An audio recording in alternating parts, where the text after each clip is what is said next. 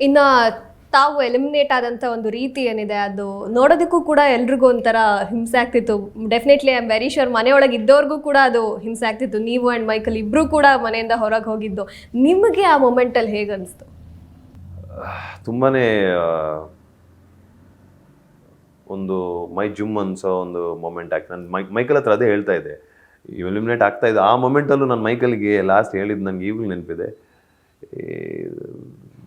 ಒಂದು different experience ಅಲ್ವಾ ಅಂತ. ಔಟ್ ಆಫ್ ದ ಇದನ್ನು ತೊಗೊಂಡ್ಬಿಟ್ಟು ನಾನು ವೆರಿ ಡಿಫ್ರೆಂಟ್ ಎಕ್ಸ್ಪೀರಿಯನ್ಸ್, ಒಂದು ಏನೋ ಒಂದು ಡಿಫ್ರೆಂಟ್ ಎಕ್ಸ್ಪೀರಿಯನ್ಸ್, ಒಂದು horror movie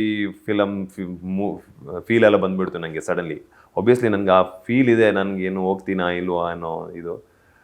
but yeah experience ಭಯನೂ ಇತ್ತು, ಬಟ್ ಅದ್ರ ಜೊತೆಗೆ ಅದು ಒಂಥರ ಚೆನ್ನಾಗೂ ಇತ್ತು.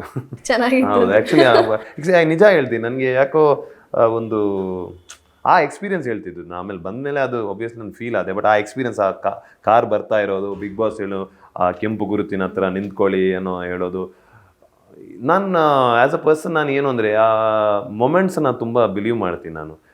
ನನಗೆ ಅನಿಸ್ತು ಈ ಮೊಮೆಂಟು ಇನ್ನೊಮ್ಮೆ ಬರಲ್ಲ ಲೈಫಲ್ಲಿ, ಈ ಮೊಮೆಂಟೇ ಸ್ಪೆಷಲ್ ಅಂತ ಬಂತು.